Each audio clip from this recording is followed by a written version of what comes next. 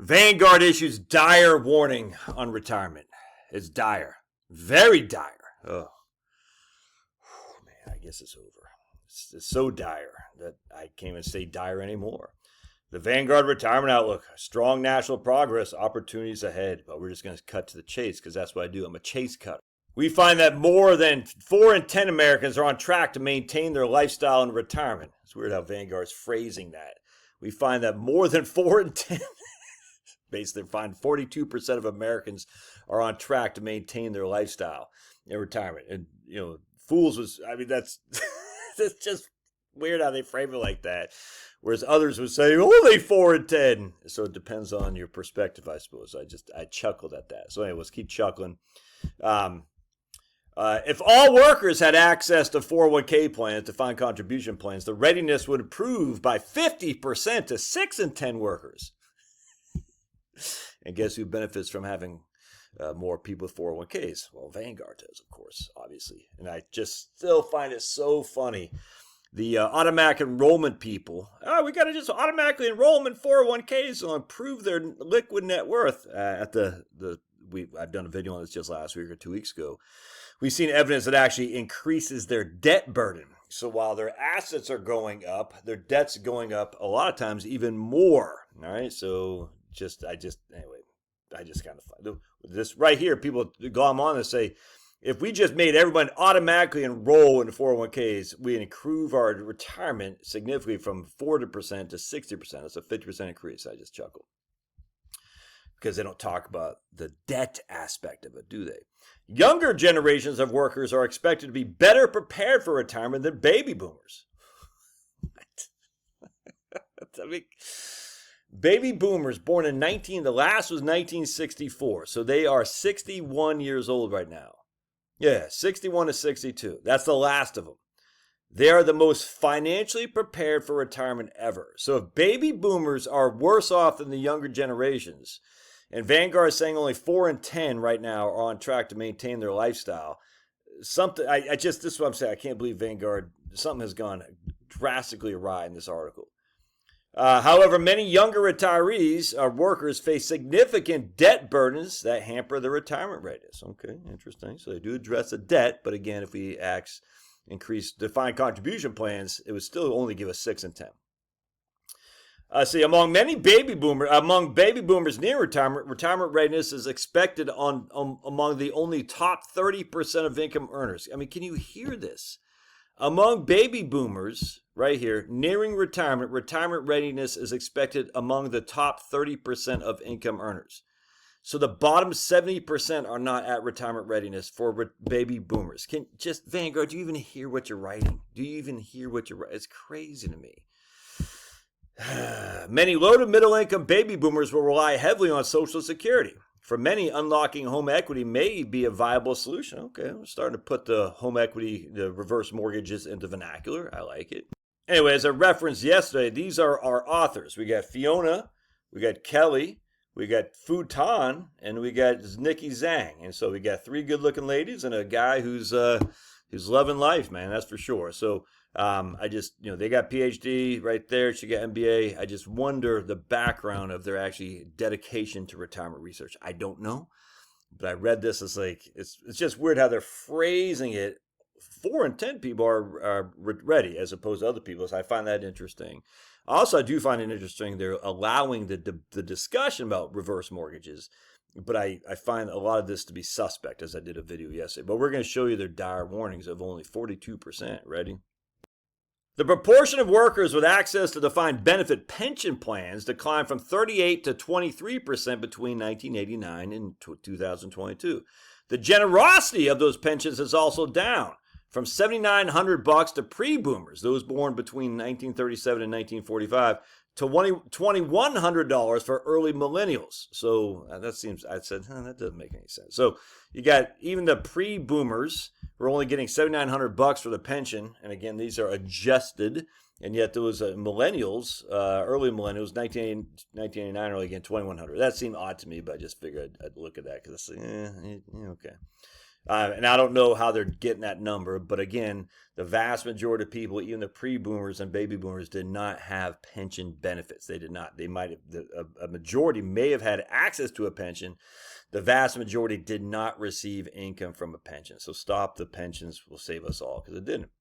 Since 1970, we already talked about this yesterday, so I'm not going to get that. That was a video I did where I just harked on Vanguard being silly. So anyway, let's keep going here. And we see right here, the percentage on track, right here, the percentage on track, right here, for a percentage on track for retirement, 42%. Oh my lands. But if we had access to a defined contribution plan, 61% would be on track. If you work 2 more years, 55% would be on track. All right, so here's where it gets funny though. For the median worker, whose average is $51,000 of wages, all right, so basically, we got to keep our spending at the median, which is, in this case, $51,000. So the median worker who averages $51,000 to be on track in retirement would have to reduce his spending by $5,000 a year, basically 10%. So if the median worker reduces spending by 10%, the median worker would be on track for retirement. $5,000 a year when you're making $51,000. What does that tell you? You see where that tells you? Reduce your spending by 10%, you'll be on track. What do you think most people do when they retire? They reduce their spending. Or if you aren't on track, could you reduce your spending by 10% to be on track? I was talking to people not yesterday, the day before. They're going to go on a couple of vacations. They spent $50,000 on this one pretty elaborate vacation. It sounded freaking awesome. I'm not doing it, but it sounded freaking fantastic. Basically, they're their own tour guide and stuff. But they're not going to do that. They're going to do it like once or twice in their life. And let's just say the markets go crazy. I don't know, something happens. Are they going to do it? No. So if 42% are on track to maintain their current lifestyle, and I challenge this idea about maintaining your lifestyle in retirement anyway. But let's just go with it. All right, well, so you reduce your spending by 10%, you can from your lifestyle, and you're going to be on track. That seems pretty like a reasonable a way to adjust for this. Just all right, 41%, 42% are on track. 58% are not.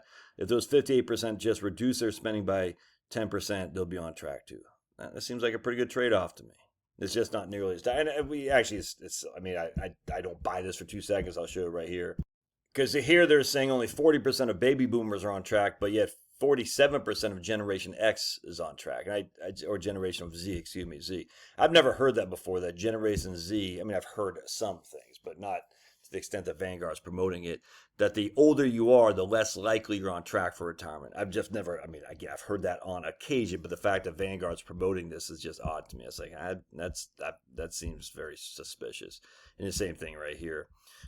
Here's baby boomers, 40% are on track, but if we, right here, baby boomers, 40% are on track, but if they actually had automatic defined contribution plans increase, obviously because they're too old to really get a benefit for that, but they worked an extra 2 years and increased their percentage from 40 to 47%. All right, that's not that big of a deal. Here's the youngins, 47% are on track, but if they had access to a defined contribution plan, it would double the amount of people on track to 94%, and they'd have surplus of $10,000 a year. If you buy that, I got some oceanfront property in West Virginia for my friends. And here's me, the cool kids, the Generation X. If we work 2 extra years, we'd go from 41% to 53% would be on track for retirement. Look at this. We jump. It's so freaking stupid. I'm like, come on, people. 47% are on track, but if we all had automatic 401k contributions, 94% would be on track. It goes from 42 to 71 for millennials. It's so freaking stupid. Look, you just can't. Look, I'm not saying these people are dumb. This whole debate is dumb to me, especially when you frame it in like 42% are on track, but if they had automatic access to a defined contribution plan, 94% would be. They have automatic access to a defined contribution plan. It's called an IRA. They're defining their contribution by whatever they put in. Don't forget, not every company can afford to put a match, my friends. In fact, a lot of actually, what is the percentage of 401k providers that provide a match. All right, well, here they're not showing the percent of employers that do. They're just showing the percent of private industry workers. So 70% of private industry workers have access to defined contribution plan. Now let's see what the match is. All right, there are approximately 715,000 defined contribution plans in the U.S. as of 2024, implying roughly 350 to 587,000 sponsoring employers offer matches based on the above ranges. All right, so let's just split that difference. We got, I can tell you. That looks to me about 60. We'll say 70% of the 70%. Now, Vanguard gives some other numbers here, but we're just going to say 70% of the plans offer match. So we got 70% of the employees out there have access to defined contribution plan, of which roughly 70% it looks like provide a match. That equals 49% of total employees actually have a match. So roughly 50% of the total private sector workers, and that's only private sector, so you throw some government. So a little bit over half. Yeah, we'll even say 60% of workers actually get access to a defined contribution plan which has a match. All right, so that's 40% who don't. All right, so I guess that's the 40% who are going to be doomed because they still have access to a defined contribution plan in what is called an IRA or a brokerage account of some sort. You do. So anyway, the dire warnings is an easy fix. It's just reduce your consumption, your post-retirement consumption by 10%. You're good to go. What you're going to do anyway, as all the studies show us. All right. Love your thoughts. Smash, smash, smash, and we'll see you. God bless.